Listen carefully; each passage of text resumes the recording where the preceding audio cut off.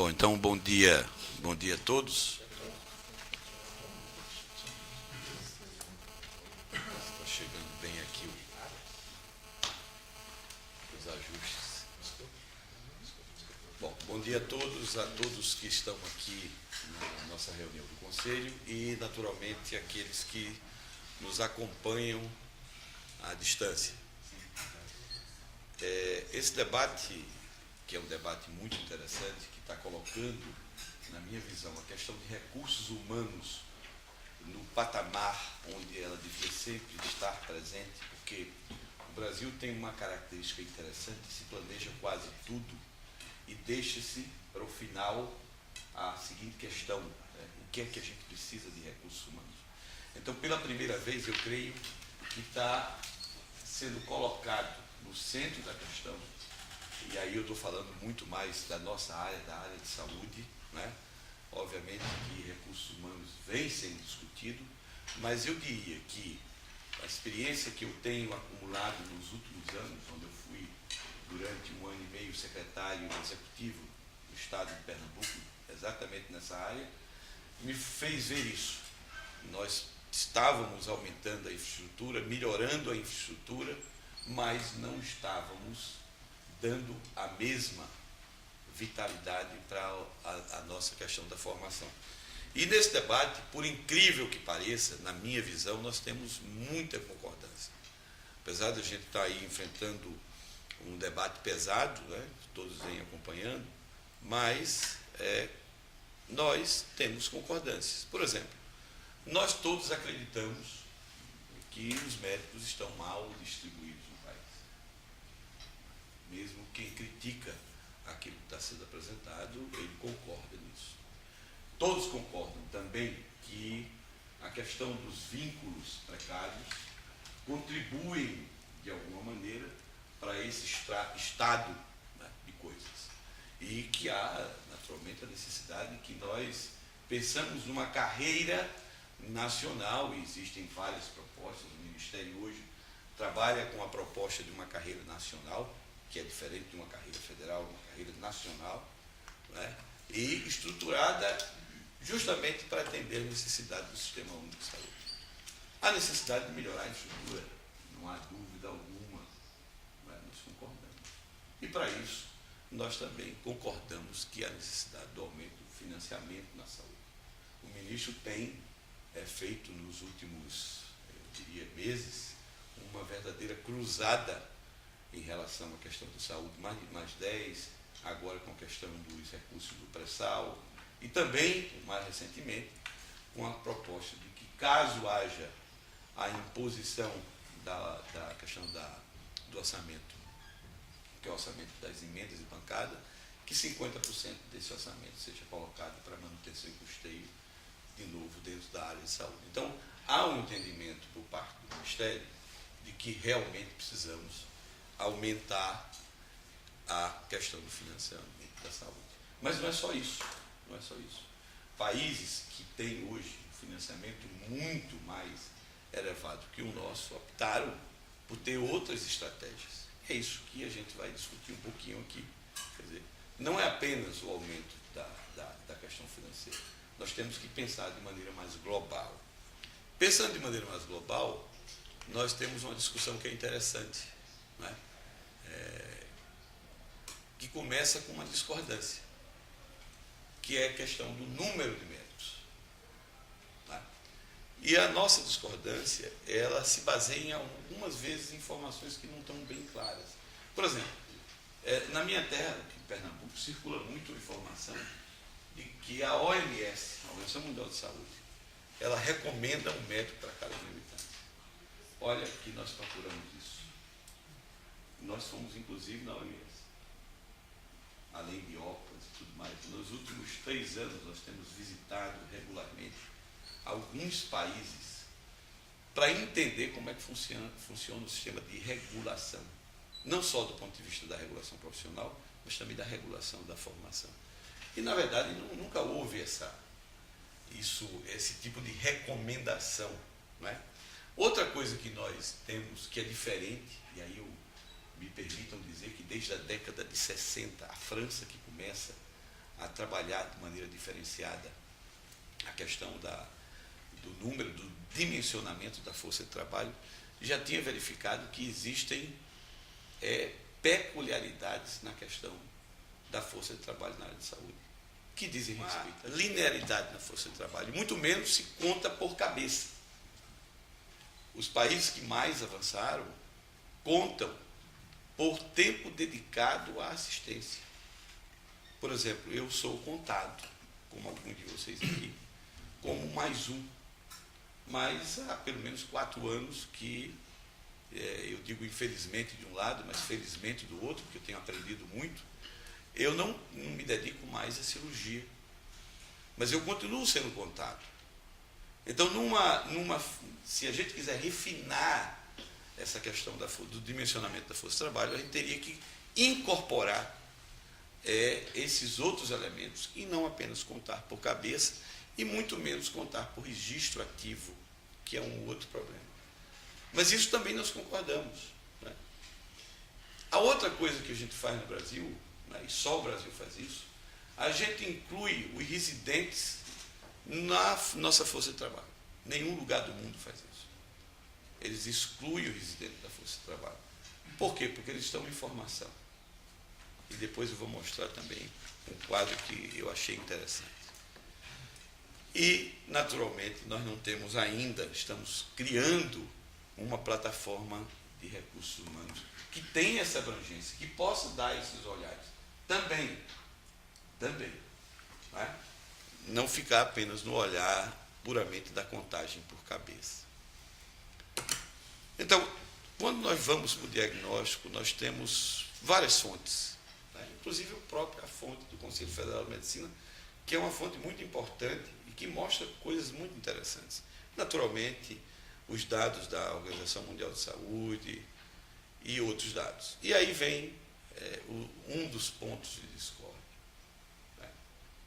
Que é um slide muito simples, que mostra a diferença que nós temos em relação a outros países, do ponto de vista de médico por 1.000 habitantes.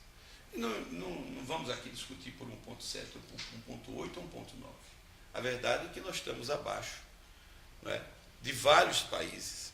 E se eu colocar aqui desse outro, a gente vai ver que países como Argentina, Uruguai, Portugal, Espanha, Reino Unido, Austrália, Itália, Alemanha, eles têm um número maior. E eu estou falando apenas de número, não falei ainda de qualidade ou qualificar esses números, eu só estou falando de número. Numericamente, o Brasil é inequívoco, ele tem um número que fica abaixo de outros países.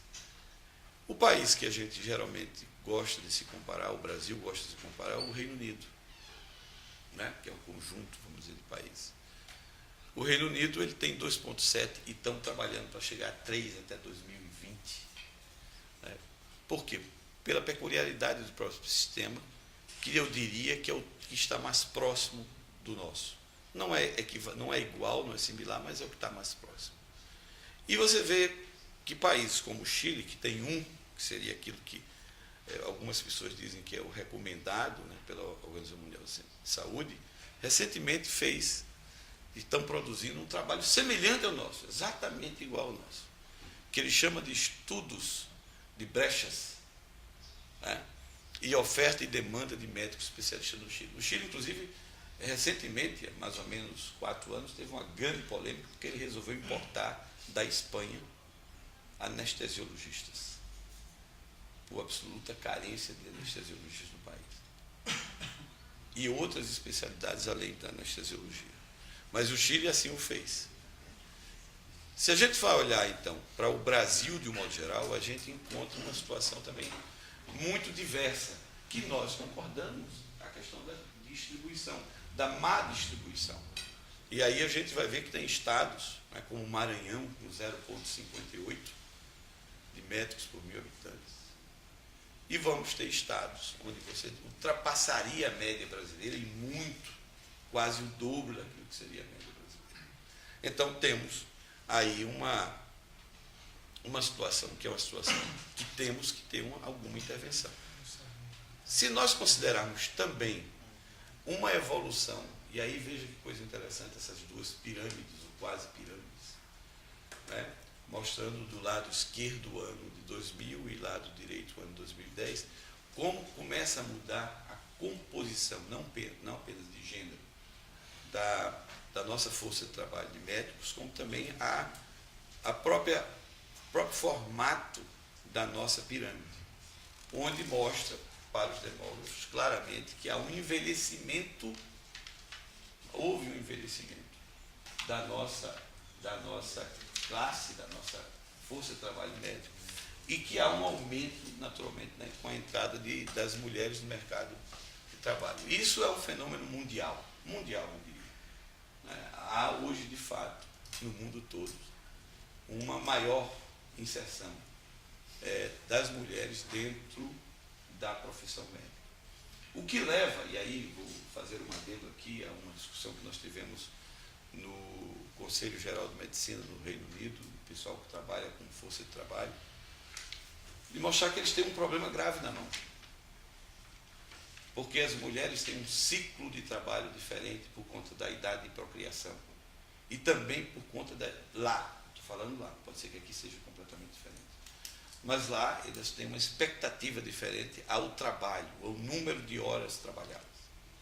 Então lá, as mulheres britânicas trabalham menos. E como a inversão também que ocorre lá, que não existe aqui, que é a entrada de mulheres muçulmanas dentro do mercado e dentro das universidades, muitas delas têm a graduação e não exercem medicina. Eles estão preocupados com vários fenômenos que estão ocorrendo. É por isso que é importante a gente estudar e aí vem, eu diria eu, uma das grandes contribuições que eu já mencionei no começo. Nós estamos colocando a questão de recursos humanos no centro, para que seja debatida, para que seja discutida, para que a gente crie os nossos próprios parâmetros. Quer dizer, como é que se comporta a força de trabalho médica? Não mais apenas em termos numéricos, não é? Mas também do ponto de vista de você qualificar como é que isso se dá. E aí vem uma outra coisa que eu aprendi. Eu também costumava olhar para a força de trabalho médico como um todo. E eles me disseram o seguinte: não, você tem que ver por coorte. Por exemplo, Fernando, foi me dito assim: você pega, por exemplo, o seu grupo que se formou em 79, qual é o comportamento dele? Eles querem mais emprego público, menos emprego público, mais aposentam mais cedo, morrem mais cedo. Como é que se comporta o coorte? E você tem que ver isso coorte a coorte, para poder aferir quem entra e quem sai por período, e não no ponto de vista global, como é o que a gente ainda faz. Então veja que nós estamos começando a entender melhor e começando a trabalhar mais nesse aspecto. E aí você vê, por exemplo, esse é o dado do próprio CFM, não é? E que mostra claramente uma coisa interessante. Prestem atenção na linha amarela. Não é? A linha amarela, né, aqui a vermelha, a verde significa entrada, novos médicos, a vermelha, que é saída, e o saldo, que é a linha amarela. Veja que o nosso saldo ele vem diminuindo, apesar da nossa entrada estar aumentando. Isso pode significar, e aí de novo, olha, vamos fazer algumas hipóteses. O pessoal da demografia diz que isso é clara indicação de envelhecimento, de não reposição. Quando você tem um período de não reposição, é porque você começa a fazer isso. A necessidade aumenta, você não repõe, e ao mesmo tempo você ainda aumenta o número de saídas. Mas está aí, para a gente poder também discutir. Uma outra coisa interessante, e aí de novo a gente tem que comparar, né, como é que isso se dá nos outros países. Porque se de um lado a gente tem uma entrada que eu estou dizendo que aparentemente a entrada é insuficiente, como é que a entrada é tratada em outros países? Por exemplo, o que se usa de parâmetro internacional é o número de ingressantes por 10 mil habitantes. Esse é o parâmetro internacional. Então, quando a gente se coloca o Brasil, né, diante de alguns países, a gente vê, por exemplo, que a Argentina utiliza 3,2 ingressantes para cada grupo de 10 mil. Portugal 1,6, Inglaterra 1,5, Espanha 1,5, Austrália 1,4, Canadá e Brasil ficam ali empatados com 0,8. Agora, é bom dizer, por exemplo, a Inglaterra, que utiliza 1,5, ele tem, isso é a entrada dentro da escola, porque eles têm outro tipo de entrada, que é para quem vai fazer pós-graduação e que vem do exterior. Então, eles quase que compensam o mecanismo de tampão. Os Estados Unidos também fazem isso. Mas, de qualquer maneira, é interessante você ver isso, porque há uma discussão no Brasil sobre o número de escolas médicas. E aí, me permitam dizer, eu fui diretor e depois reitor de uma escola, de uma universidade lá em Roraima, onde nós tínhamos 20 vagas por ano. Então, nós temos também uma peculiaridade, nós temos escolas médicas com um número de vagas muito pequeno. E é por isso que a gente tem um número grande de escolas médicas. Se a gente for comparar de novo a Inglaterra, que tem 24 escolas, e aí esse número aqui de escolas até aumentou, o Brasil não tem mais 196, já está aí na faixa de 200, como isso é dinâmico, mas o número de vagas, por incrível que pareça, é o mesmo quase, 17 mil. Quando a gente compara, a gente vê que as escolas médicas têm uma relação de 86, 87 para cada escola, enquanto uma escola do Reino Unido vai para 279. Nos Estados Unidos nós também temos dados, chega a 178. Então vejam que há, né? A gente precisa focar a discussão em outros parâmetros, não apenas o parâmetro numérico do número de escolas, porque a gente pode não ter aí uma visão correta. Enquanto isso, a gente continua aumentando o número de postos de trabalho. Veja, quando eu falo posto de trabalho, eu não estou me referindo a vínculo precário. Não é vínculo precário. É aquilo que está registrado em carteira, é emprego estatutário. É aquilo que vai para a nossa base de dados da RAIS. Não estou nem falando daqueles vínculos que fogem a esse tipo de registro de controle. Então, o Brasil aumentou 146 mil postos de trabalho. E nós formamos, no mesmo tempo, nos últimos 10 anos, 93 mil. Então, há uma discrepância. Quando nós olhamos para o nosso dado do CNES, o CNES é o Cadastro Nacional de Estabelecimento de Saúde, que registra o vínculo de cada profissional, cada um de nós aqui, estamos lá, o nomezinho está registrado com CPF e tudo mais. A gente vê que o Brasil, interessantemente, o médico brasileiro tem uma média de pelo menos, de acordo com o cadastro, 3 vínculos. 3 vínculos. Existem mais vínculos do que gente. Isso está claro. E isso, naturalmente, faz com que as condições de pleno emprego vão melhorando. Né? Por exemplo, recentemente vocês viram a questão da pesquisa do IPEA, que coloca a medicina, isso eu acho que não tem 30 dias, a medicina como uma profissão de melhor condição de emprego após a sua graduação e formação. Com salário mais alto, isso eu estou falando de início de salário, de carreira, com um número de horas semanais de 41,94, com 97,7 de taxa de ocupação e com 93,38 de cobertura previdenciária. Ela se destaca realmente das outras profissões. Isso é bom, mas isso coloca em cima de todo o aparelho, todo o sistema, uma pressão ainda muito maior por melhoria, porque naturalmente se a gente chegou até aqui, a gente não quer diminuir, não é esse nosso interesse. É manter, mas a gente precisa manter e ao mesmo tempo ofertar saúde para a população, ofertar o número de profissionais que precisa. O salário médio evolui também, aqui a pesquisa também foi feita pelo pessoal da Universidade Federal de Minas Gerais, o professor Sábado Giardi, tem inclusive uma entrevista dele hoje na Folha de São Paulo. Quem está acompanhando essa questão vai ver o Sábado Giardi falando sobre o mercado de trabalho, onde claramente, mais uma vez, há uma subida, a linha azul aqui, são os médicos, aqui abaixo são os cirurgiões dentistas, e aqui você vê os últimos, estão aqui, os veterinários e os fisioterapeutas ainda numa situação um pouco mais complexa. E não é só no setor público que faltam médicos ou especialistas. O setor privado também sofre com especialidades. E aí vem coisas interessantes, porque se nós, de um lado, dizemos que o Brasil tem 350.866 leitos disponíveis no SUS, e isso está abaixo, aí sim, estamos abaixo daquilo que é recomendado. Embora, de novo, você tem discrepância, tem estados que estão acima e estados que estão abaixo. Imagine se nós aumentarmos ou colocarmos essa infraestrutura em número de leitos, nós vamos ter ainda necessidade maior de médicos. Então veja que coisa interessante.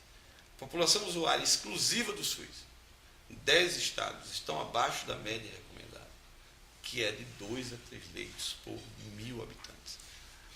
Há uma publicação que eu recomendo que todo mundo, quem quiser pesquisar, que é a Organização Mundial de Saúde agora, no meio do ano, em maio, ela lançou uma espécie de anuário global que mostra financiamento, número de leitos, todos os equipamentos de saúde. É muito interessante, país a país, continente a continente.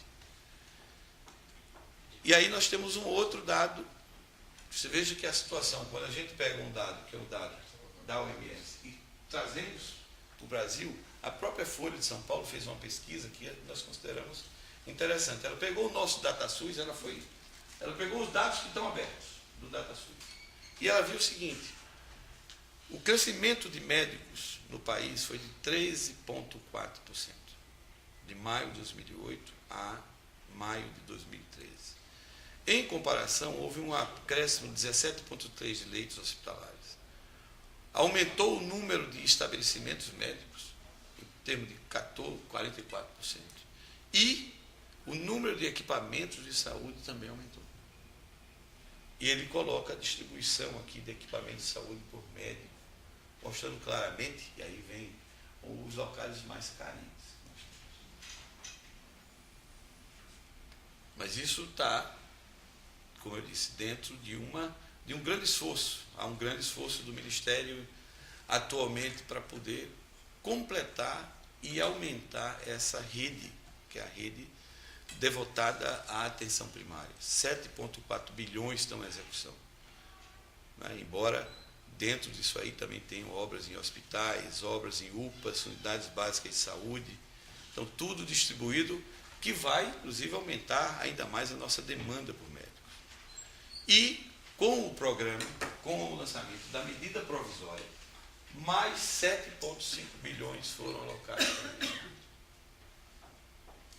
De novo, com um foco aí, um foco grande na unidade básica de saúde, na UPA 24 horas, e também nos novos hospitais universitários, que o professor Luiz Cláudio vai falar, que nós temos uma parceria cada vez maior com o Ministério da Educação. Obviamente que esses dados são dados que hoje eles são cada vez mais sujeitos à nossa avaliação.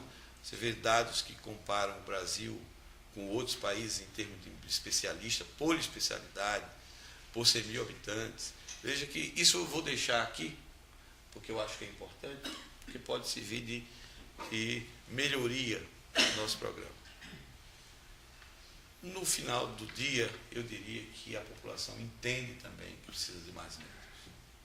Na verdade, embora não queira entrar nesse debate, porque eu acho que saúde não depende só de médicos, e nós sabemos disso. A saúde é uma coisa muito mais complexa, muito mais ampla.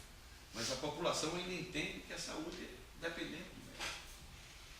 Então veja que coisa interessante. E está colocado claramente, a maioria das pessoas entrevistadas dizem que a falta de médicos é o principal problema do SUS.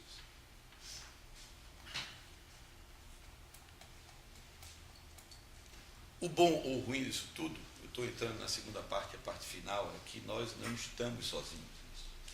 Não é uma questão do Brasil. A questão da dificuldade de atração de recursos humanos, principalmente médicos, a questão do provimento, principalmente em áreas que haja um difícil acesso, ou áreas que não tenham ainda as condições de desenvolvimento consideradas ideais, é um problema do mundo todo. Não é? Eu trouxe como estamos no meio acadêmico, eu trouxe um trabalho interessante, não é, que são as recomendações de políticas globais isso fruto de uma grande reunião da Organização Mundial de Saúde, onde ele trabalha com 4 eixos: o eixo da intervenção educativa, o eixo da intervenção no marco regulatório, o eixo do incentivo financeiro e a questão da gestão, ambiente e apoio social. O interessante é que nós já temos estratégias, nós já fazemos coisas que estão contidas aí. Não fazemos tudo, né? Até porque nós entendemos que não existe solução única para essa questão da carência de recursos humanos. Tá? Mas, de qualquer maneira, tem um conjunto de intervenções em que nós já estamos desenvolvendo. Nós temos, por exemplo, algumas escolas de medicina desse país que já incorporam de maneira diferenciada alunos do meio rural, inclusive de comunidades indígenas. De novo, nós tínhamos um programa pioneiro que incorporava ao curso de medicina 4 alunos que vinham da comunidade indígena, com todas as dificuldades que é de adaptação a uma nova cultura, porque o problema não é apenas cognitivo do conhecimento, também, mas é principalmente uma cultura diferente da cultura que é tratada na cidade. Nós temos rodízios clínicos em zonas rurais durante a formação. Quer dizer, nós temos uma série de coisas que já estão sendo feitas, né, para que essa questão do provimento seja atacado. E nós temos a questão dos incentivos, temos a questão do programa de desenvolvimento de carreira, que nós estamos trabalhando também e concordamos que isso é importante. Agora, eu queria mostrar aqui, né, esse trabalho aqui. É um trabalho muito interessante, porque ele pega toda essa questão, tudo aquilo que está ali, coloca, né, dentro de uma visão do que ocorre no mundo. Né? Isso foi publicado também agora em 2010. E é um trabalho que tem como mote principal um serviço obrigatório. Tá? Que não é isso que a gente está propondo no Brasil. Nós não propomos o Brasil serviço obrigatório. Agora, no escopo do serviço obrigatório, a Organização Mundial de Saúde fez um grande estudo do mundo para saber quem estava fazendo o quê. Como é que os outros países estavam tratando essa questão. Então, aí tem uma coisa interessante. A primeira questão é que quando a gente olha o mapa mundi, você vê como ele está bem coloridozinho aí. Tirando aquela ideia de que só país pobre é quem faz. Óbvio, a África está bem representada. Mas a gente tem países aqui países escandinavos aqui, que se utilizam de uma dessas estratégias. Nós temos a Austrália, temos o Canadá. Obviamente, se a gente for olhar os nossos vizinhos, vários se utilizam disso, né? O México, mais acima, mais ao norte. Então, e principalmente tem uma coisa interessante. Essas são as estratégias. Todos chamam de estágio obrigatório. Alguns estágios têm contrato de trabalho e ele diferencia o contrato de trabalho para o nativo e para aquele que é o estrangeiro, né? O ING. Ele diferencia também aquele que tem outros incentivos, né? Pode ter o contrato de trabalho, mas tem outros incentivos. Por exemplo, incentivos educacionais, antes da graduação, após a graduação e retribuição. Retribuição é tipo o FIES aqui no Brasil, né? Que é um programa onde aquele que utilizou-se de uma espécie de empréstimo, ele se envolver na atenção básica, terá esse empréstimo pago, né, em parcelas, sem ele precisar desembolsar. Então, são programas de retribuição. A questão do regulatório, por exemplo, licenciamento, avanço na carreira. Alguns países não permitem que haja avanço na carreira, se você não passar por isso antes. E aí eu falo claramente, né, de uma condição essencial para que isso ocorra. Óbvio que tem melhoria, tem programas que dão moradia, carro, escola. Por exemplo, a Austrália tem um grande programa de atração, em que incorpora tudo isso. Agora, você tem a obrigação, se você quiser entrar no mercado australiano, você tem que passar 10 anos fazendo isso. Senão você não entra no mercado. E aí eu estou dizendo, a partir de 10 anos é que você adquire a condição de ter uma espécie de registro definitivo. Agora, isso, levando em consideração que alguns países, Canadá e Austrália, por exemplo, eles têm uma diferenciação dependendo da província que você vai. Cada província ela é autônoma para definir que tipo de programa vai seguir. E, na maioria das vezes, você tem combinação de essas estratégias. E, por fim, você tem lugares onde não tem incentivo nenhum e você é obrigado a ir. Então, eu recomendo que a gente dê uma olhada, porque isso é interessante. Né? O Brasil não propõe um serviço civil obrigatório. O Brasil não propõe. Agora, o Brasil tem que olhar na experiência dos outros, né, para entender o que é que está sendo feito e por que está sendo feito. Há uma outra coisa que talvez sirva também de exemplo para essa discussão. Né? Há mais ou menos 6 anos, o Reino Unido optou pela criação de um programa chamado de Foundation Program, que é obrigatório agora para todos que saem da graduação passar 2 anos dentro do sistema do NHS, antes de começarem a residência. Bom, do ponto de vista da estrutura, seria o que eles chamavam de ano pré-registro, mais o Junior House Officer. Então, eles pegaram o ano de pré-registro, eles já tinham isso, né, que eu poderia comparar aqui, a grosso modo, com o nosso internato, na época que o internato nosso era de 1 ano. Eu digo isso porque eu fui, depois vou mostrar, eu fui registrar em cirurgia geral lá. Então, pegou esse primeiro ano e pegou o primeiro ano, que era o ano que ele era júnior, é o Junior House Officer, e juntou os dois e criaram um programa diferente. E por que criaram isso? Eu perguntei, mas por que vocês fizeram isso? Eu disse, olha, nós tínhamos o diagnóstico que a nossa graduação fragmentou demais. Então, o que é que acontecia? O aluno saía da graduação, onde ele teve uma visão fragmentada, e entrava direto na especialização, onde ele ia ver mais visão fragmentada, porque ele já entrava na carreira. Então, eles disseram, nós temos que ter alguma coisa que sirva de ponte entre a graduação e... entendendo que a graduação, agora, no Reino Unido, também pode ter formatos diferentes, que vão de 4 a 6 anos. Eles têm outra flexibilidade. Mas isso é interessante para ver o que está acontecendo no mundo. Não é uma novidade o que eles fazem. Alguns países no mundo já faziam isso. Não é? E aí, veja, interessantemente, quando a gente tem aqui, eu diria, e aí o lado é bom, eu diria que nós temos diretrizes curriculares extremamente avançadas. Extremamente avançadas.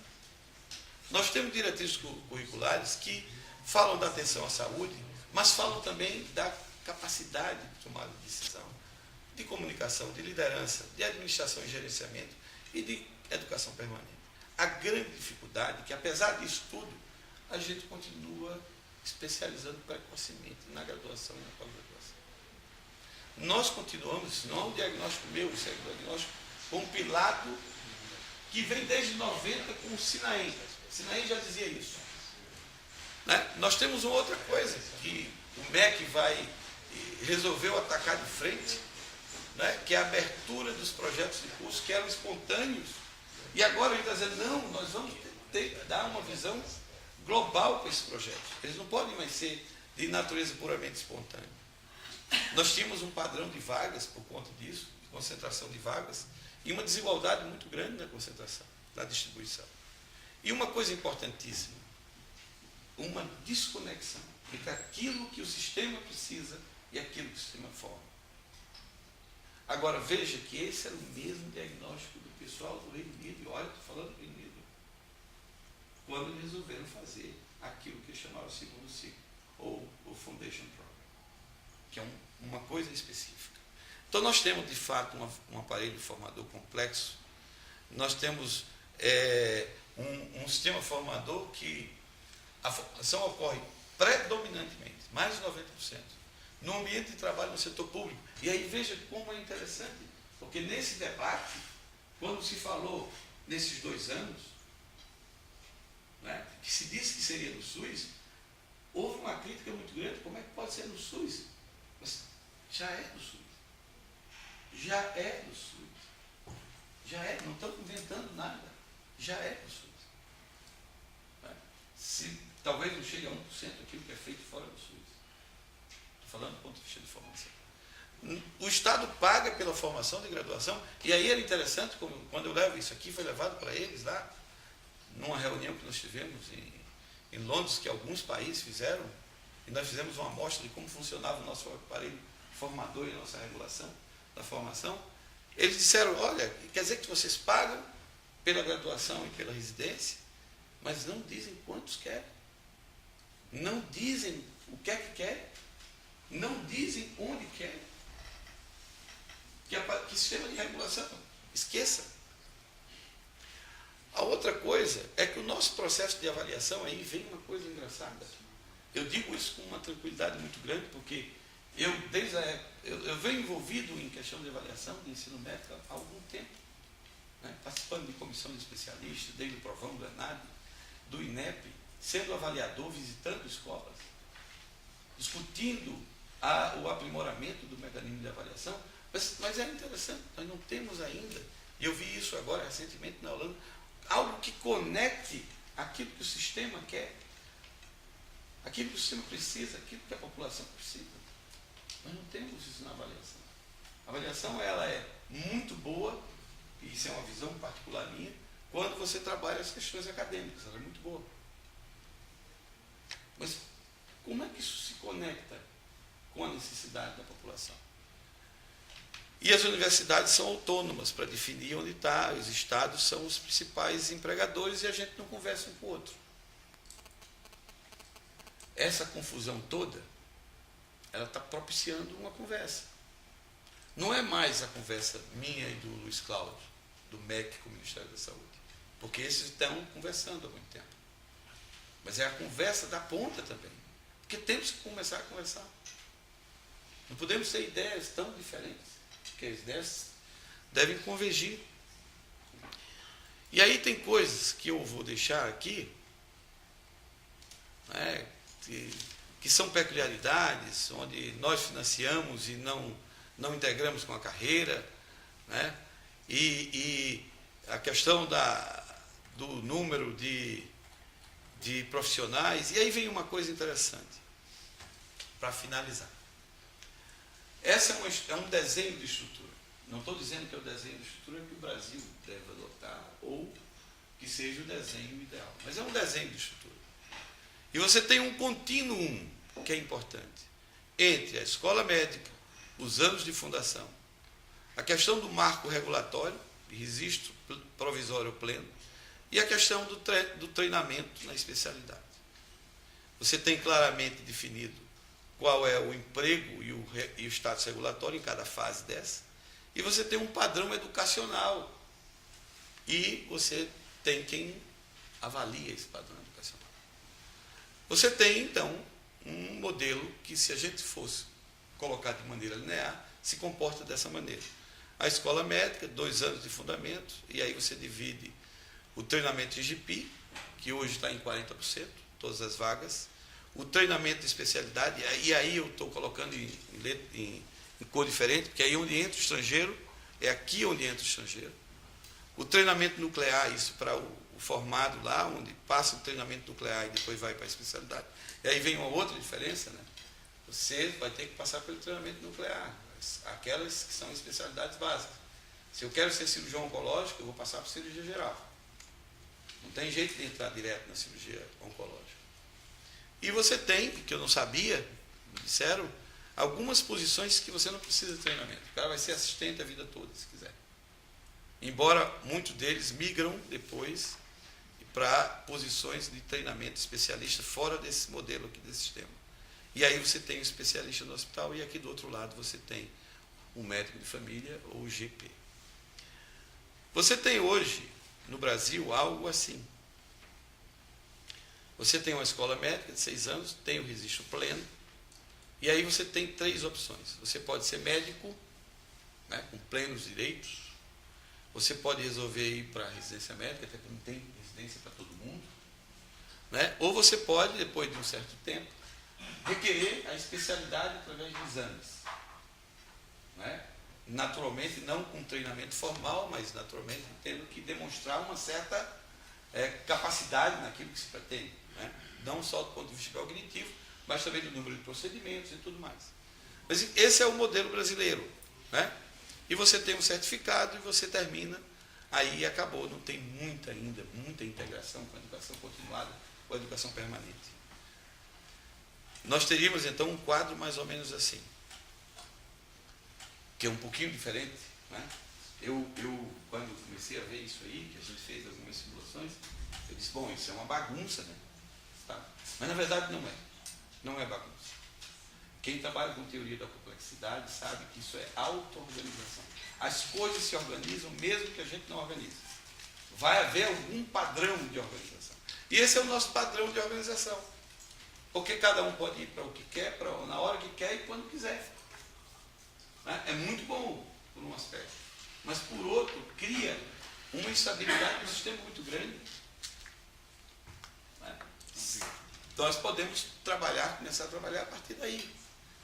Se a gente vai querer realmente modificar alguma coisa. Aí nós temos alguns cenários que eu acho que o Luiz Cláudio vai abordar muito mais, né, porque a gente vem discutindo, tem uma comissão de especialistas hoje discutindo a questão daqueles 2 anos, né, já com outras ideias, mas o bom é que já estamos discutindo, né, que a ideia inicial seria um registro provisório, depois um registro pleno, em 2 anos divididos em atenção básica, urgência e emergência. Essa era a ideia inicial, ou outra estrutura onde você teria atenção básica, e aí quem fizesse entraria direto na questão dos médicos de saúde da família. Então, isso tudo está sendo discutido para que a gente tenha um arranjo, vamos dizer assim, um pouco mais tranquilo, que a gente possa visualizar com maior tranquilidade.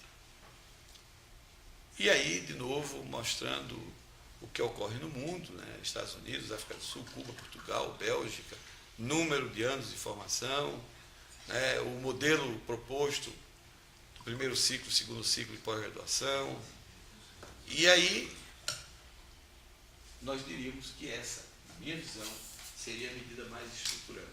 Medida de longo prazo. Medida para você começar a repensar todo o aparelho de formação e integrá-lo à carreira. O Brasil conseguiu esse grande feito, ele desintegrou, ele colocou carreira de um lado e formação do outro. Ele fez isso claramente. Eu digo isso que às vezes isso é uma maldade muito grande, professor. Eu tenho a minha experiência, eu fiz ainda na época, tive a oportunidade de fazer a cirurgia geral, depois ir para a cirurgia oncológica. E enquanto cirurgião geral, eu aprendi a ver o paciente desde a etapa do ambulatório até operá-lo e segui-lo na enfermaria. Da alta e ele voltar para mim. O aparelho formador mudou tanto que às vezes aquele que está em treinamento só vai ver o paciente na hora da cirurgia. A equipe que vai ver na enfermaria já é outra equipe que vai estar lá para prescrever. Em Pernambuco criaram uma figura dentro do Estado, e a gente contrata, chamado evolucionista. Eu pensei que o evolucionista fosse somente o Charles, o Darwin. Mas não, tem um evolucionista, que é aquele que, no final de semana, como o médico assistente que o operou, que o viu, não vai, você contrata a pessoa para fazer a evolução do final de semana. Veja que ponto nós fragmentamos o cuidado. A que ponto nós chegamos, né, nesse aspecto. Nós fizemos um concurso para neurocirurgião e passaram, naturalmente, alguns bem notados alunos, porque era uma prova puramente cognitiva, que não tinham treinamento em neurocirurgia. Aí o que é que ocorre? Aquele que tem consciência, o que é que ele faz? Ou ele impede o adiamento, ou ele pede para sair. Outros tentam, ao se confrontarem com a dificuldade, alguns perdem todo o sentido da medicina. E aquele que for muito, diria, fora de propósito, ele vai tentar fazer uma coisa aprendendo dos outros, uma coisa que não está capacitado.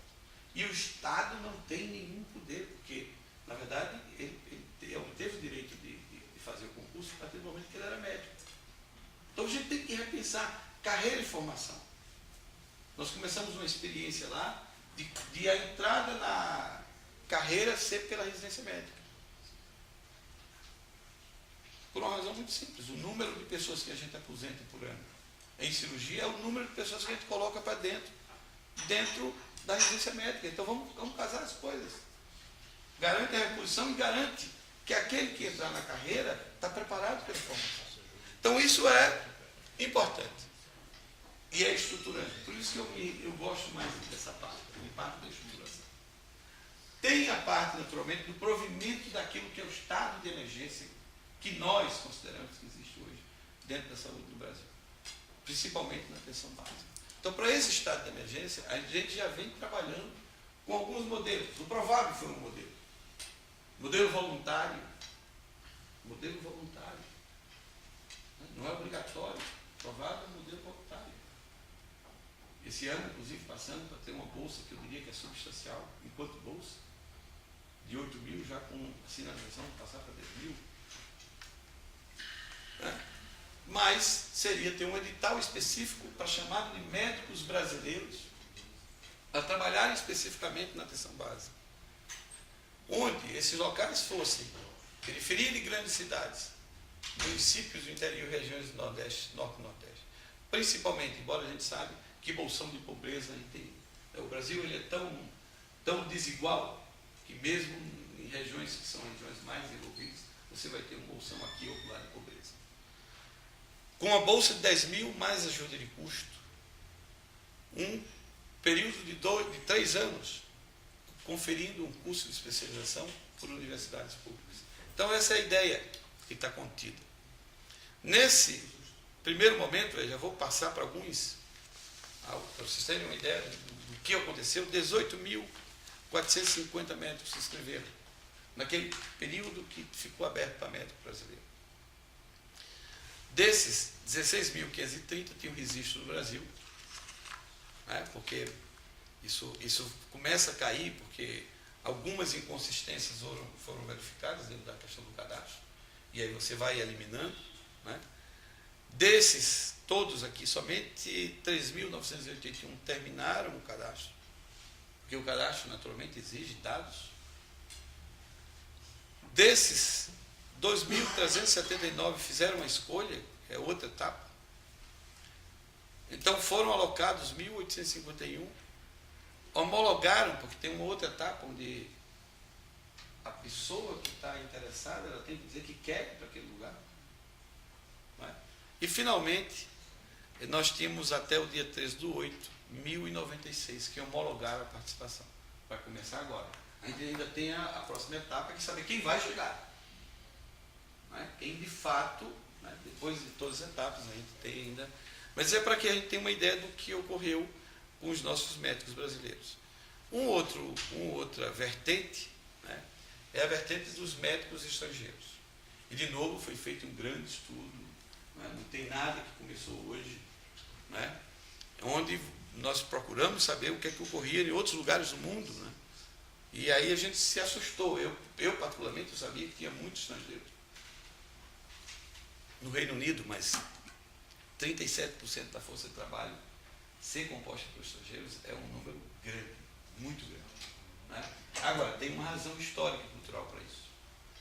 Quem gosta de ler sobre a história do INHS vai saber o que é que aconteceu em 48, quando o INHS foi criado. 50% dos médicos abandonaram o país. Então, eles tiveram que importar em massa, com qualificação, sem qualificação, do jeito que eles tiveram que fazer. E, naturalmente, depois disso, eles criaram uma linha para não faltar mais, caso houvesse alguma outra situação desse tipo. Os Estados Unidos já faz isso diferente. Os Estados Unidos é um grande país que atrai cérebros. Então, os Estados Unidos atraem os melhores ou aqueles que, pelo menos, se submetem ao concurso deles lá e passam. O Canadá já é outra razão, a Austrália e o Brasil apenas 1,79, dos quais que são estrangeiros, de fato, em torno de 0,5. E aí eu trouxe o meu exemplo. Há uma discussão muito grande, pode ter registro provisório, não pode ter registro provisório, só tem no Brasil, quer dizer, inclusive até o Brasil tem registro provisório. E aí eu mostro o meu lá, infelizmente está pequenininho aí, mas aqui dá para ver um certificado de registro limitado como médico, e diz claramente quem eu sou, meu grau, médico, o ano, a faculdade, Brasil, e aí vem aonde eu vou ficar lotado, é o departamento de cirurgia, e o que é que eu sou, qual era a minha posição, registra em cirurgia geral. E aqui diz exatamente a validade, que era todo ano eu tinha que renovar. Então existem possibilidades. É isso que nós estamos conclamando as pessoas para ver qual é a melhor possibilidade. Existe. Eu não fiz prova, não precisa fazer prova. Óbvio, alguém pode dizer assim, não, mas você foi para lá já com a sua especialidade feita, o seu treinamento feito, é verdade. Mas quando eu cheguei lá, que eu achava que ia ser consultant, lendo engano, ou pelo menos sênior register, o professor disse, olha, aqui não basta apenas você terminar o seu treinamento. O seu treinamento, inclusive, envolve tempo para você amadurecer. Então você só tem, quando eu cheguei lá, você só tem, depois de formado, 8 anos. Nós chegamos aqui, 15 anos é o nosso consultant. Então vamos estar na metade do caminho. E foi muito bom. Para mim, pessoalmente, foi muito bom, porque eu vi, por exemplo, coisas lá que na minha terra, Recife, existiam e eu nunca tive a oportunidade porque eu me especializei precocemente. E eu vou dizer 2 delas rapidamente. As cirurgias de derivação portocava e tal, que o Recife, por conta da esclerosnomose e da hipertensão portal, tinha dentro da Universidade Federal de Pernambuco um grande centro, eu nunca tive isso. Em nenhuma fase da minha formação. Eu fui ver esse tipo de cirurgia da hipertensão portal lá com cirrose alcoólica. E eu aprendi muito de coisa fina com a anastomose. Então, cada sistema tem a sua peculiaridade e o que nós estamos dizendo é que estamos propondo coisas que não são coisas novas, existe no mundo, e nós também temos uma previsão de um registro provisório.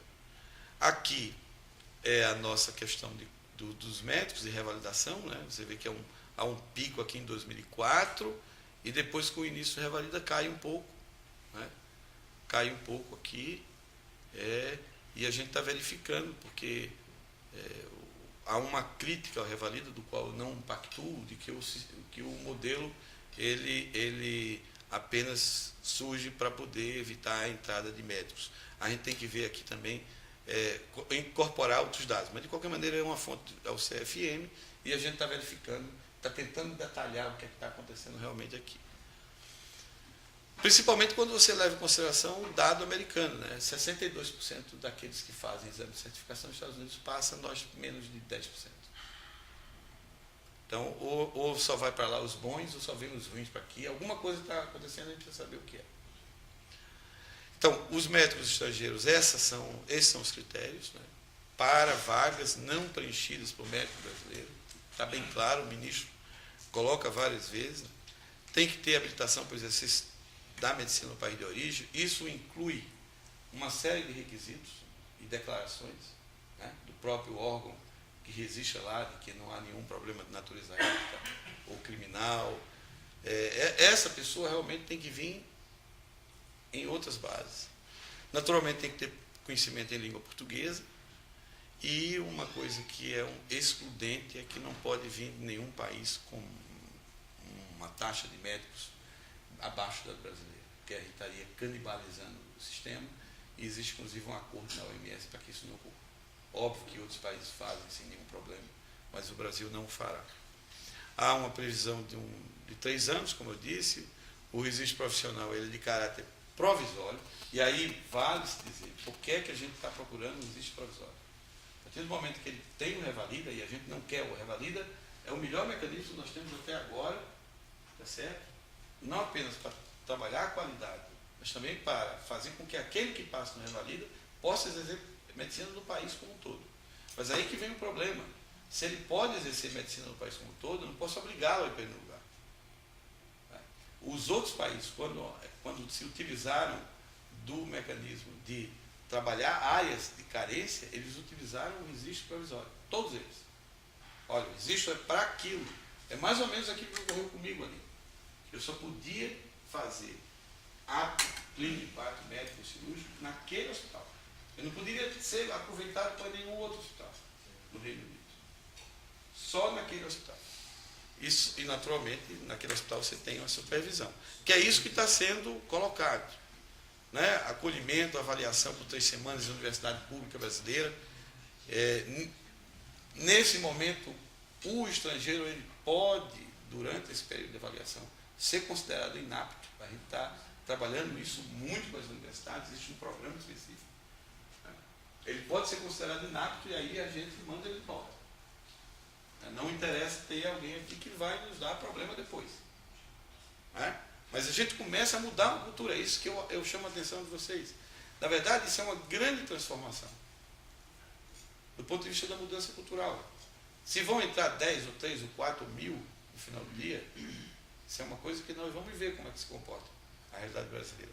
Mas é importante dizer que não há simplesmente chegar o estrangeiro e soltar ele lá. Ele vai ter uma avaliação e supervisão permanente das universidades públicas e, naturalmente, a gente conta com a parceria das secretarias estaduais e ele vai ter autorização para exercer exclusivamente na atenção básica. Eu acho que isso aqui são outras coisas que são de modelo, tutor, né, como é que vai funcionar, isso fica com todos nós, né, e esse é o dado último de estrangeiros. 1.920 estrangeiros fizeram a inscrição preliminar, 721 fizeram escolha do município, mas a gente só conseguiu, com a documentação que eles têm, de novo, dentro daquele critério, né, que 522 tivessem enquadrado dentro dessa primeira fase. No momento da chegada do estrangeiro, todos os documentos têm que ser, durante essas 3 semanas, tem uma parte que é a parte acadêmica e tem uma parte que é a parte, que eu diria, vamos dizer assim, administrativo burocrático. A gente vai checar documento por documento. Né? E na parte acadêmica, a gente vai trabalhar a língua e as questões de saúde do país. Então, essa é a ideia. Né? E que veja, mesmo com tudo isso que a gente está propondo, se tudo der certo, né? A abertura de 11.500 novas vagas de graduação, a questão do aumento das bolsas de residência médica, mais 12 mil, e a questão dos médicos, né? Todos esses brasileiros, a gente iria ter 600 mil médicos, essa é a nossa projeção, em 2026. Então, eu encerro aqui para que a gente possa continuar com o Luiz Cláudio. Muito obrigado. Ou fazer a discussão, estou à disposição. Muito obrigado, professora Fernando. Uma belíssima exposição, extremamente informativa, e eu acho que nós podemos ouvir o professor Luiz Cláudio e depois o conselho discute os pontos mais relevantes. Pode ser, professor Luiz Cláudio? Bom dia. Eu queria saudar, eu fui informado pelo nosso presidente do Conselho, quero saudar o professor Amarillo, que a comunidade universitária está unindo a nós, da URGS, Santa Maria, Pelotas e Rio Grande, é isso? E provavelmente de outros locais do país que eu vi ali alguns colegas entrando. Então eu queria inicialmente agradecer ao professor Amarillo, parabenizar esse Conselho que está trazendo essa discussão. Quero saudar a comunidade através do nosso vice-reitor, professor Rui, que está aqui, saudar também o nosso reitor, professor Alexandre, e os demais membros do Conselho. E permita-me a descontração, o Ariano Suassuna, uma vez ele ia falar, e antes dele falou uma pessoa que falou com muita profundidade, e o Ariano disse assim, então, o que eu vou falar depois de um cabra tão inteligente como esse, né? Então, acho que o Fernando nos brindou com uma noção muito boa do programa Mais Médicos, e eu vou tentar falar um pouco da parte de formação, né?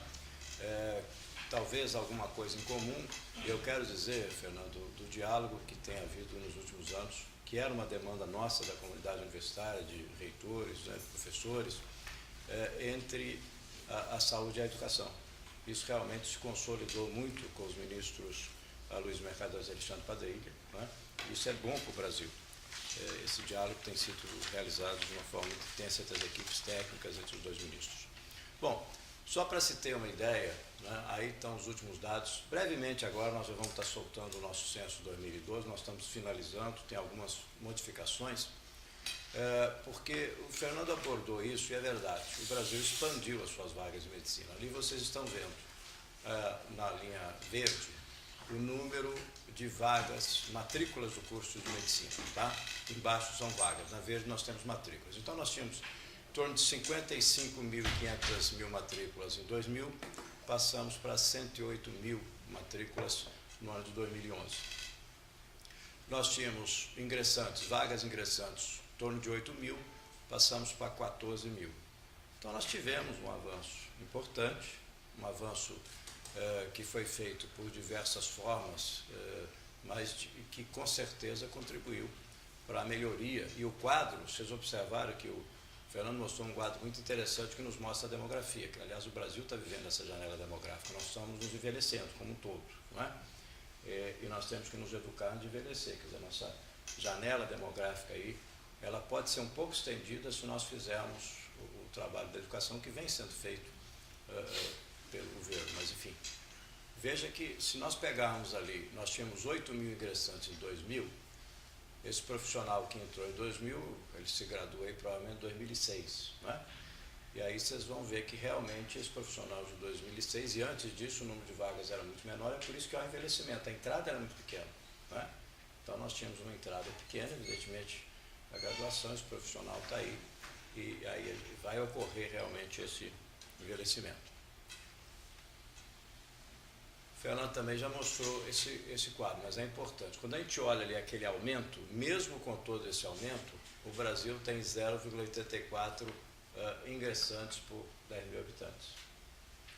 O número de vagas nosso é muito abaixo do que outros países, e a comparação com a Inglaterra é sempre muito boa pelo sistema de saúde que tem, mas qualquer outro país que você observar, você vai ver que o Brasil, mesmo com essa expansão, que foi interessante, ele tem um número de ingressantes por 10.000 habitantes muito inferior, por exemplo, à nossa vizinha Argentina, Portugal, Estados Unidos, Inglaterra, Espanha, chegando somente ali no patamar do Canadá. E aí, é claro, isso reflete médicos por 1.000 habitantes, né? De novo, o Brasil ali tem 1,8 médicos por 1.000 habitantes, e se nós fizermos a comparação, a peculiaridade do Chile já foi falado, dos outros países também, mas aí quando nós comparamos com o México, Canadá, Espanha, né, Portugal, Uruguai e o próprio Reino Unido, e o Reino Unido, né, Fernando, ele está com 2,7, mas já tem um plano para chegar a 3,2. Quer dizer, ele não está contente com 2,7, ele está trabalhando para avançar. Bom, o que acontece? Esses estudos, nós estamos trabalhando nisso desde 2011, né? Esse estudo tem muito tempo, o Ministério da Saúde, o Ministério da Educação, as equipes têm se reunido, e quando você compara a relação de vagas por 10.000 habitantes e médicos por 1.000 habitantes, ali o Brasil está ali em verde. Nós temos que no Brasil nós temos 0,8 vagas por 10.000 habitantes e 1,8 médicos por 1.000 habitantes. Mas é curioso, eu quero chamar a atenção para vocês alguns estados. Olha, por exemplo, Tocantins. Tocantins tem uma curiosidade interessante. É o estado brasileiro com o maior número de vagas por 10.000 habitantes, 3,2. Mas ele tem um baixo número de médicos por 1.000 habitantes, né? Ou seja, isso as equipes trabalhando juntas é o seguinte: a vaga não fixa, a fixação se dá principalmente por residência médica, por infraestrutura. É por isso que esse programa vem sendo estudado já há muitos anos de forma estruturante, né, desde 2011, para que a expansão não seja uma expansão simplesmente de vagas. A expansão seja, primeiro, observada a necessidade e associada com investimento em infraestrutura. Aí nós temos um índice de escassez de médicos e atenção primária da saúde, nós estamos vendo ali, esses dados mostram onde nós temos a maior ausência de médicos, né? E a proporção de domicílios com renda per capita abaixo da linha de pobreza, ou seja, tem uma claríssima coincidência entre os dois, ou seja, nós precisamos mais médicos exatamente onde nós temos uma população mais vulnerável. E aí são alguns dados importantes. Nós temos no Brasil 700 municípios que não têm sequer um médico residindo naquele município. São 700 municípios brasileiros que não têm um médico. 1.900 municípios têm menos de um médico para 3.000 habitantes na atenção básica. Se nós somarmos esses dois, nós temos aí quase a metade dos municípios brasileiros. Ou seja, Nós temos carências acentuadas, né? 700 que não tem sequer um médico residente naquele local, e mais 1.900 municípios que não têm um médico para cada 3.000 habitantes. Bom, essa confusão pegou um tom acima, eu acho que agora a discussão está num qualificado, por isso que é bom estar discutindo aqui com a comunidade acadêmica. Eu acho que ela teve um tom acima do que necessitava, e graças aos esforços de todos e ao diálogo com a classe médica, eu acho que agora nós colocamos ela num patamar qualificado da discussão. O Revalida. Eu tenho a convicção, e apesar de não ser da área médica, trabalhando na área de avaliação, educação, a minha vida inteira, eu reuni, por diversas vezes eu fiz reuniões com a equipe do Revalida. Eu estou convicto que a prova do Revalida é uma prova que atende diretamente àquilo que nós desejamos para a qualidade médica no Brasil. Eu estou convencido, pelo que vi, pelos que discuti, pelos debates técnicos que tivemos, que ela representa, na sua matriz de competência e habilidades, aquilo que ela pede, as nossas diretrizes curriculares nacionais. Que é isso? Agora, todas as avaliações do INEP, nós fazemos o pré-teste das avaliações, que eu preciso fazer. A avaliação é uma ciência. Quando nós fazemos o Enem, todos os itens do Enem são pré-testados. Por quê? Eu preciso ter 3 parâmetros em cada item. Eu preciso saber o grau de dificuldade daquele item, eu preciso saber o grau de discriminação daquele item, e eu preciso saber a possibilidade daquele item ter o seu acerto por acaso. É uma ciência. Não é? Nós usamos aí, nesse caso, a TRI. Então, eu tenho que pré-testar para que eu conheça isso. Qual a probabilidade de um participante ou de um estudante acertar aquele item ao acaso? Eu tenho. Lá são a TRI com 3 parâmetros. Qual a percentagem de capacidade daquele item de discriminar para uma determinada vaga um participante? Eu preciso saber. Então, e qual a dificuldade? Nós precisamos, nesse caso, temos esses 3 parâmetros. Para todos os outros, nós fazemos isso. O Revalida utiliza o método Angoff, que é um método um pouquinho diferente. Mas o método Angoff é mais ou menos a comissão de especialistas que determinam, primeiro, cada um individualmente, o grau de dificuldade daquele item. E depois isso é colocado no geral e faz a aferição. Então, você tem uma expectativa, né, daquele item ter um grau de acerto de 60%, 59%, é muito científico o método, muito interessante. Só que eu preciso pré-testar isso. Nós não tínhamos feito esse pré-teste ainda. Você tem que pré-testar a matriz e pré-testar o item para quê? É para verificar se tem essa aderência científica, porque aí nós temos uma opinião. Eu tenho essa opinião. A banca, eu estou plenamente convencido, e o Fernando deu a mesma opinião aqui, que é exatamente aquilo que nós temos em termos de Brasil. Nós tivemos uma aprovação de 9% e 10% nos 2 últimos anos. É isso. Agora, para termos isso consolidado cientificamente, você tem que dizer, não, é por causa da formação. O Fernando fez essa provocação aqui nos Estados Unidos, aprovou mais de 60%. Mas da onde vêm os médicos dos Estados Unidos? Não, estou vendo, nossa, é isso. Só que nós precisamos ter isso cientificamente. Essa é a razão do pré-teste Revalida. Não é para avaliar a instituição, não é para dar jeitinho em prova, para baixar isso ou aquilo, é simplesmente para termos todos os parâmetros científicos para a gente avançar. Eu acho que o Revalida foi um grande avanço. São 37 instituições públicas hoje que participam do Revalida, e com isso você tem um critério homogêneo. Existem outras instituições que não participam e fazem a revalidação. A LDB diz o seguinte: qualquer instituição pública que tenha o curso superior pode revalidar o diploma estrangeiro. Isso vale para qualquer área, né? Então, várias têm diferentes metodologias. O Revalida eu acho que é um grande avanço. Eu acho que nós precisamos avançar mais. Mas é isso.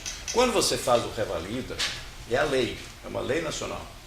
Ela te diz o seguinte: você agora pode atuar, você tem pleno direito, você é médico, né? O seu diploma passa a ter validade total no território nacional. É a LDB. E ele pode atuar onde quiser.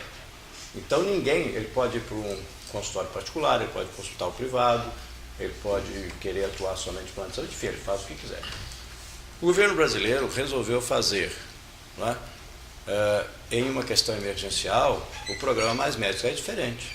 Como é que você vai exigir do programa Mais Médico alguém faça o Revalida, enquanto quem faz o Revalida pode atuar onde quiser?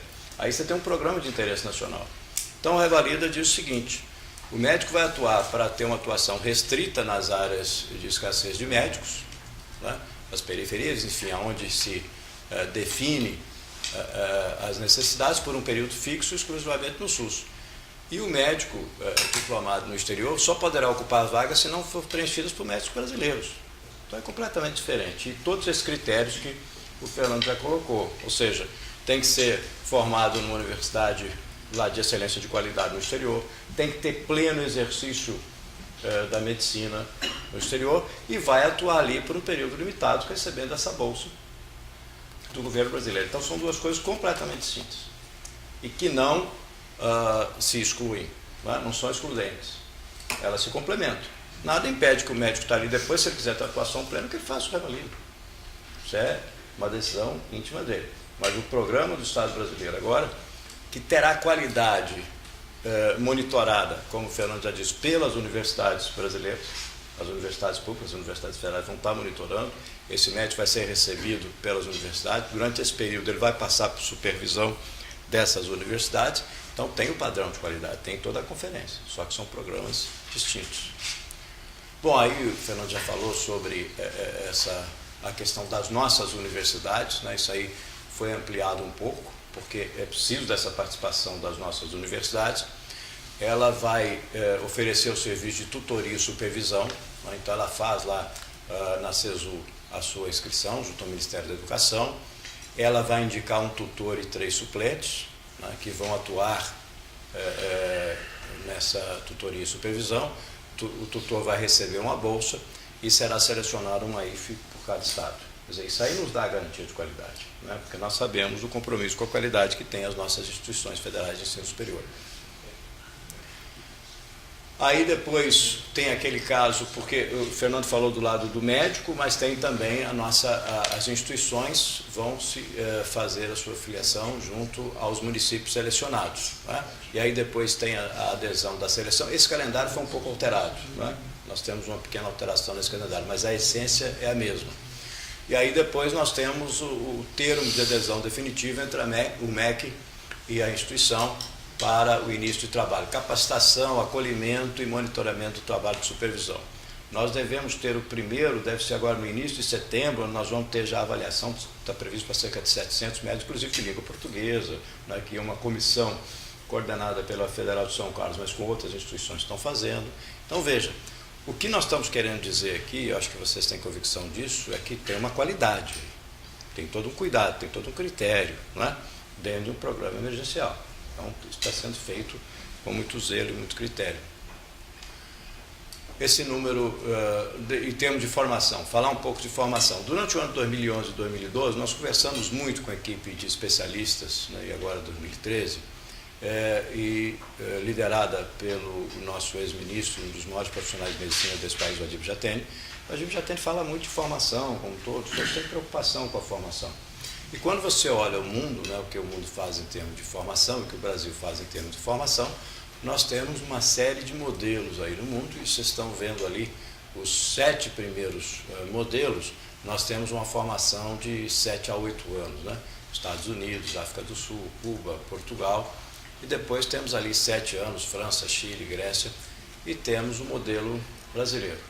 O que se está discutindo, o Fernando colocou muito bem, ninguém está falando em serviço civil obrigatório, está se falando de formação, né?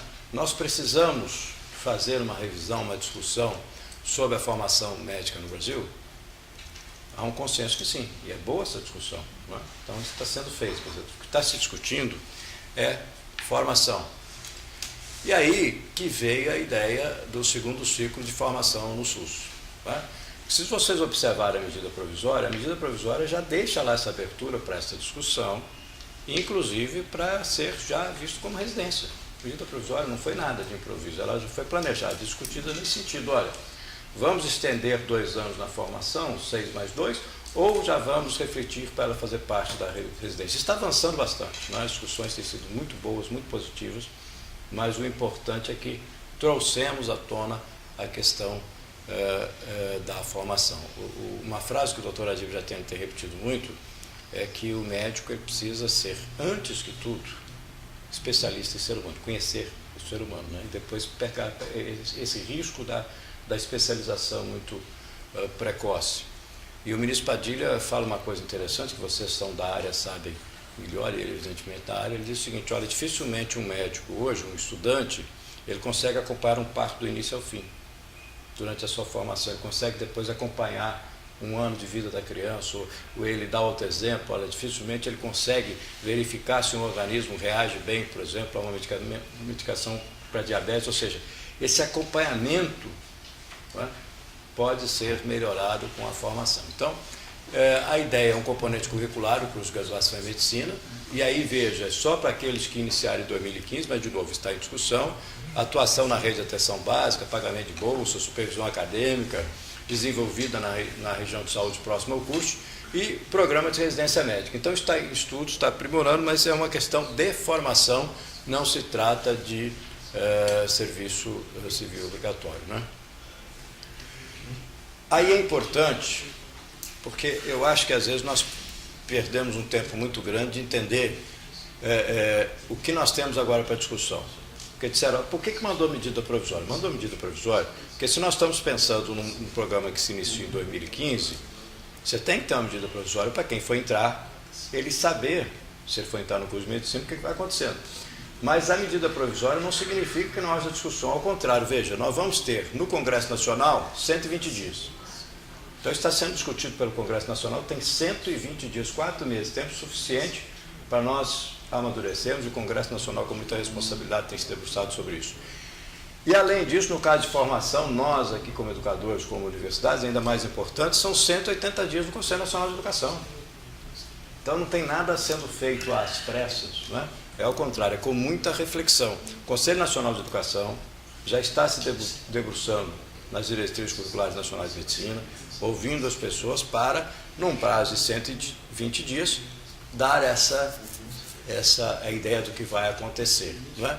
E evidentemente, isso, se começar em 2015, né, qualquer que seja o modelo, ele só vai efetivar-se em 2021. Então nós temos tempo para trabalharmos bem aquilo que queremos. Bom, o que nós vamos fazer com as vagas médicas? De novo a questão da formação. Nós vamos, a previsão do Ministério da Educação, isso é previsão, eu vou dizer por que é previsão, né? Porque uma parte aí nós não temos a certeza do que vai ocorrer, mas o Ministério, justamente com o Ministério da Saúde, nós fizemos uma série de projeções. Nós precisamos, para ter uma ação estruturante, somada às outras, uma expansão de 11.447 vagas de curso de medicina no país. Nas universidades federais, a nossa expectativa é aumentarmos 1.815 vagas nos cursos já existentes. Então nós vamos pegar os cursos já existentes das federais. Isso aí, é claro, sempre aprovado nos conselhos superiores, debatido nas instituições, não é uma imposição do Ministério, que nunca fez, vocês sabem disso, é uma discussão. A autonomia é da instituição. A instituição analisa nos seus conselhos, no seu conselho de graduação, no seu conselho superior, no seu conselho de ensino e pesquisa, enfim, nas suas faculdades ou escolas de medicina, e decide, olha, nós temos condições de ampliar. Então é feito isso. O primeiro estudo feito pela Secretaria de Educação Superior aponta que nós vamos em cursos existentes 1.815 vagas e mais em cursos novos 1.800 vagas, ou seja, novos cursos que as instituições vão oferecer. Já existem essas propostas na Secretaria de Educação Superior, instituições propondo a abertura de cursos novos, seja em campos novos ou seja alguns que estão fazendo o seu primeiro curso de medicina. Isso aí nós estamos falando até 2017, tá? Então seriam 3.615 cursos nas instituições públicas, nas federais. A meta, por isso que eu disse que é meta, das universidades privadas seria 7.832. Por que são metas? Porque o ministro Mercadante tem colocado de forma clara, não tem balcão, não tem jeitinho, é critério de qualidade. E associado com o Ministério da Saúde com a infraestrutura. Eu vou mostrar um pouco disso. Porque como é que funcionava antes? É isso, a instituição, olha, eu tenho desejo de abrir um curso de medicina, apresentava um projeto. E passava por todos aqueles critérios de avaliação da Secretaria de Regulação e Supervisão, depois do INEP, depois Conselho Nacional de Saúde e Conselho Nacional de Educação. Mas era quase que um desejo daquela instituição, não havia o casamento com as necessidades. Hoje não, nós estamos mudando isso para que haja um critério único, público, não é? Através de edital, que nós vamos mostrar um pouco ali quais são os critérios. Então a estratégia é essa, em 2013 já 1.452 cursos, Em 2014, 5.435, 2015, 1.940, 2016, 2.260 e 2017 nós teríamos 360 cursos. Com esses 11.400, evidentemente, 11.400 vagas de medicina. Bom, quais são os critérios para as instituições privadas? Claro que para as públicas também, mas principalmente para as privadas. Primeiro, a instituição, o Brasil vai definir aonde tem necessidade de vagas. Ministério da Saúde, Ministério da Educação, estão dizendo, olha, região tal, cidade tal, você pode definir chegando até mesmo no local. Mas aí tem os critérios. Primeiro, número de leitos disponíveis por aluno igual ou superior a 5. Você tem que ter essa relação, ou seja, não pode haver canibalização. E nem pode abrir um curso de medicina onde você não tenha o leito, né, para atender o aprendizado que aquele estudante precisa. O número de alunos por equipe de atenção básica é menor ou igual a 3. Ou seja, você não vai abrir curso se você não tiver uma equipe de atenção básica para atender também a necessidade de aprendizado e prática daquele estudante. Existência de estrutura de urgência e emergência. E pelo menos 3 programas de residência médica naquelas especialidades que nós entendemos fundamental, né? Clínica médica, cirurgia geral, ginecologia, obstetrícia, pediatria, medicina da família e comunidade. Então, tem que atender a tudo isso aí. Atendendo a isso, você tem a condição de ser aberto um curso de medicina naquele local. Essa é a condição de infraestrutura que nós vamos exigir daquela região onde precisa. E se não tiver, o Ministério da Saúde vai estar, e da Educação vão estar trabalhando isso.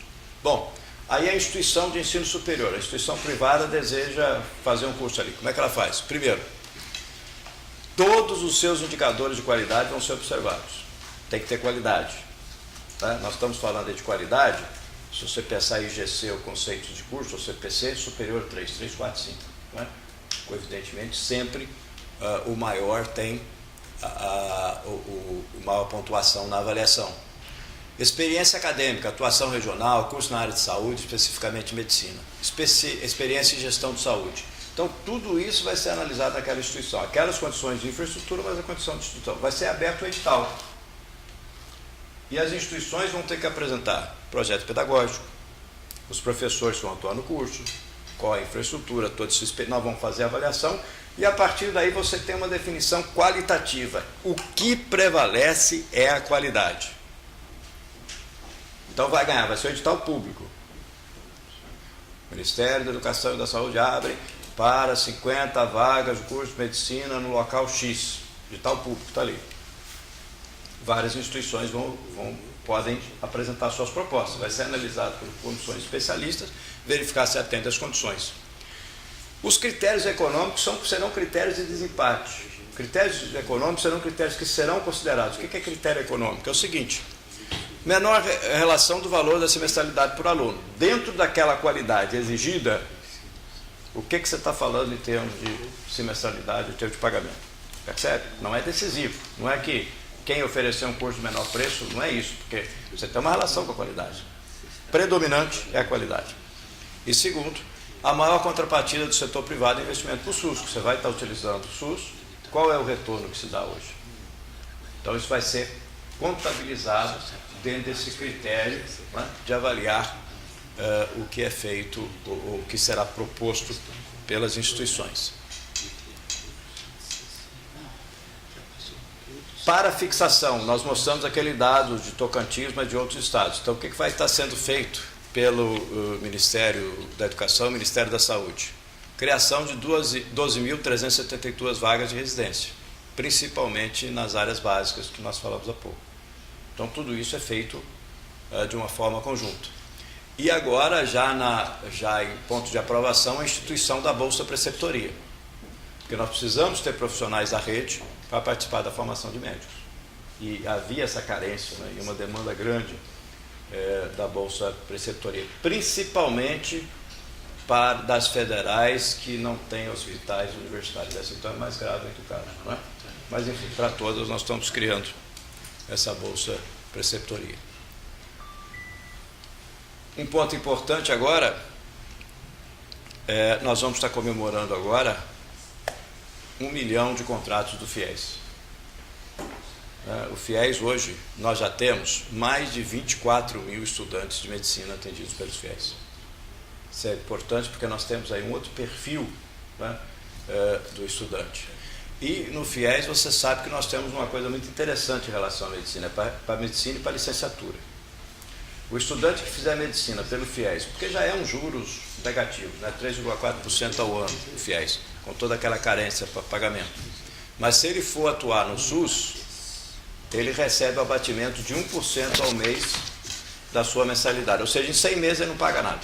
Ele transforma-se em bolsa. Se ele trabalhar no SUS por um período equivalente aí a 8 anos, se ele quiser fazer a sua carreira no SUS, atendendo no SUS, ele não vai ter pagamento nenhum do seu curso, que a gente sabe que é uma quantia significativa, apesar dos juros negativos e da facilidade de pagamento. Bom, hospitais universitários já foi falado um pouco. Além de todos os outros investimentos, nós temos hoje 46 hospitais universitários, até 2018 serão 51. Um investimento aí na reconstrução, expansão de novos projetos, um investimento todo de 2 bi. E aí nós temos 14 projetos em andamento entre reconstrução, expansão e novos. Nós vamos chegar a 51 hospitais, então, até 2018. E a recomposição dos recursos humanos, que era uma demanda importante. De novo, eu reitero que o modelo foi muito baseado aqui no HCPA, por isso a EBSER, a contratação de cerca de 50 mil servidores. Bom, as ações da EBSER, né, nós temos mostrado isso e eu acho que foi um passo importantíssimo, foi um trabalho de convencimento, de divergências.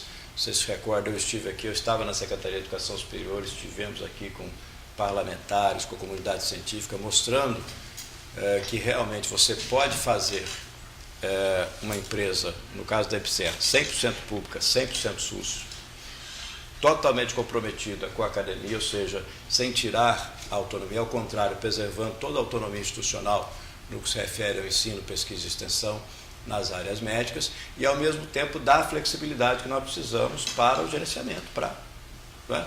Nós temos especificidades na ciência em qualquer área, principalmente nas áreas médicas, né? E no hospital universitário, onde então as dificuldades são maiores. Só para se ter uma ideia, né? Os mutirões que já foram feitos e a redução nas compras, quando você faz a compra centralizada, algo em torno de 34%.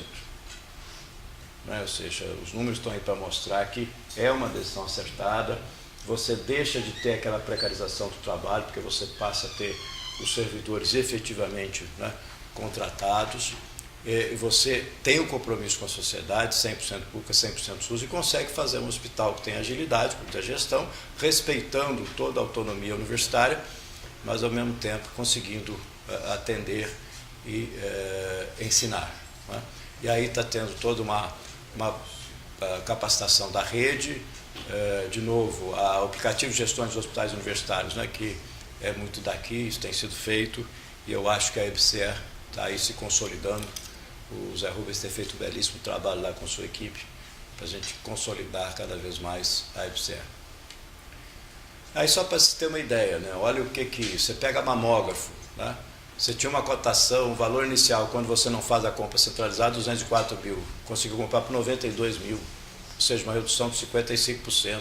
Tomógrafo, 2.246.000, né? Ali você comprou por 977 mil, redução de 57%.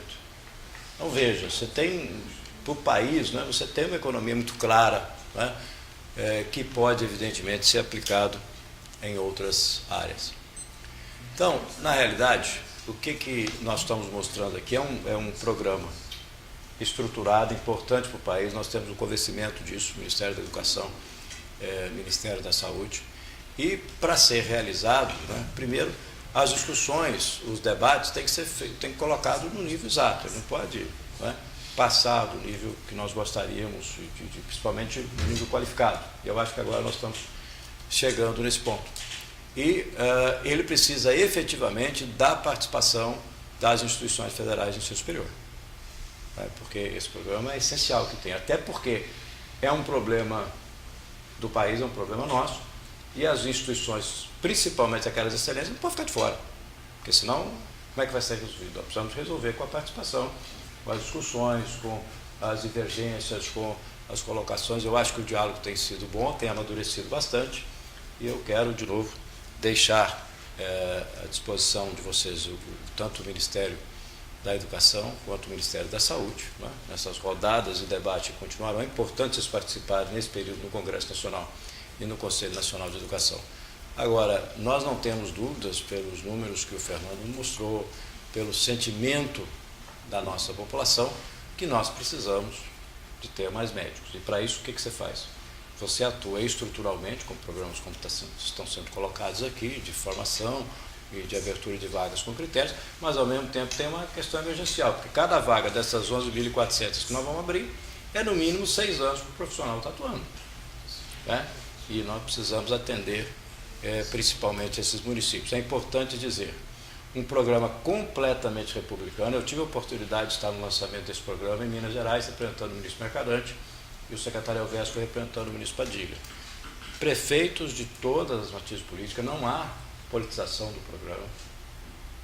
O secretário de Estado de Saúde falando do programa, o prefeito de Belo Horizonte estava falando do programa. Quer dizer, é isso. O que se observa é que os prefeitos têm essa demanda, têm essa necessidade, seja o prefeito de capitais, do interior, ou seja, essa realidade existe no Brasil e acho que nós temos que nos unirmos cada vez mais para resolver. Então, eu queria, mais uma vez, agradecer a oportunidade de colocar o Ministério da Educação e da Saúde à disposição. Obrigado.